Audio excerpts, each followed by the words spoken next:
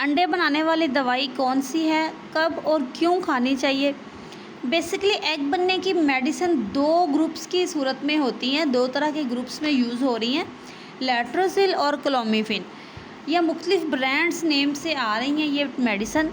और ये दोनों दवाइयाँ बॉडी के अंदर एक हार्मोन होता है जिसको ये ज़्यादा कर देती हैं, बढ़ा देती हैं, जिसको कहते हैं फॉलिकल स्टिमुलेटिंग हार्मोन। अब इन हार्मोन का काम क्या होता है?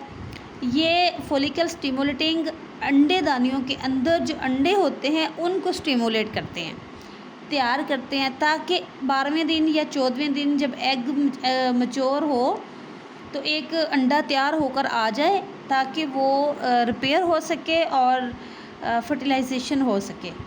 अब हमारी बॉडी में नॉर्मली फॉलिकल स्टिमुलेटिंग हार्मोन जो है ये एक इस क्वांटिटी में मौजूद होता है कि फॉलिकल को रिपेयर भी करे और डोमिनेट भी कर सके, कुदरती तौर पर ये मौजूद होता है।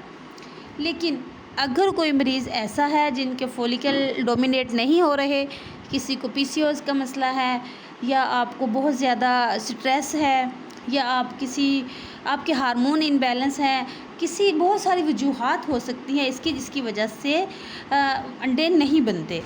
इसकी कोई और वजह भी हो सकती है, आपका मोटापा भी हो सकता है, आपका बहुत ज़्यादा वीक होना भी हो सकता है, आपकी खुराक की कमी भी हो सकती है, आपका एक्टिव लाइफस्टाइल ना हो, तो इस वजह से अब इन दवाइयों का इस्तेमाल जब अंडे नहीं बन रहे देखेंगे, या कोई और वजह है जिसकी वजह से मरीज़ के अंडे नहीं बन रहे, फिर इन दवाइयों का इस्तेमाल करना चाहिए। लेकिन अगर कुदरती तौर पर आपके अंडे बन रहे हैं तो फिर ये दवाइयाँ आपको स्टेबल नहीं रखेंगी, आपके लिए नुकसानदेह हैं। ज़ाहिर सी बात है, अगर कुदरती तौर पर काम हो रहा है मगर फिर भी हम दवाइयाँ ले रहे हैं तो फिर वो काम ख़राब भी होगा ना। अंडे बनना बंद हो सकते हैं, अंडे ज़्यादा मकदार में खारिज हो सकते हैं। इसलिए दवाइयाँ खाने से पहले आप लोगों को चाहिए कि आप एक्सपर्ट डॉक्टर से कंसल्ट करके फिर मेडिसिन लें, कि डॉक्टर पहले मेक श्योर करते हैं कि दवाइयाँ खाने की ज़रूरत है भी या नहीं। अब लेट्रोजोल और ये बेसिकली ना एक ब्रेस्ट कैंसर की दवाई थी, जो कि बाद में इसका पता चला कि मरीज़ में एग बनने वाला जो हार्मोन है उसको भी ये ज़्यादा करती है। तो फिर ये दवाई थोड़ी सी लो मकदार में इस काम के लिए, एग बनने के लिए इस्तेमाल करवाई जाने लग गई फीमेल्स के लिए।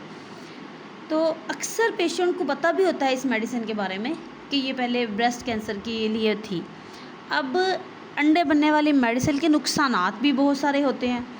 तो आप लंबे अरसे तक अगर ये मेडिसिन इस्तेमाल कर रहे हैं लंबे अरसे तक, तो आपका जो साइकिल्स के पीरियड्स आ रहे हैं आपको महीने के, तो उसमें आपके अंडे दो तीन इकट्ठे खारिज हो सकते हैं और वो ज़ाया हो जाएंगे।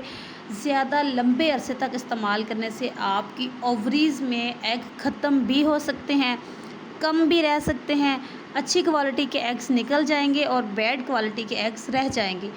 तो लिहाजा मेडिसिन को यूज़ करने के लिए आप अपने डॉक्टर से रजू करें, क्योंकि डॉक्टर को इन मेडिसिन के नुकसानात का पता होता है, तो वो अपने हिसाब से मेक श्योर करके ही आपको मेडिसिन पे लगाते हैं। तो आपको एक्सपर्ट गायनाकोलॉजिस्ट से रब्ता करना चाहिए।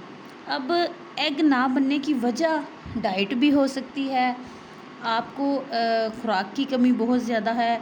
अगर आप न्यूली मैरिड हैं तो आप कोई मेडिसिन ना लें, 2 साल तो आप वेट करें, 2 साल के बाद फिर आप अपने हस्बैंड के साथ रहें।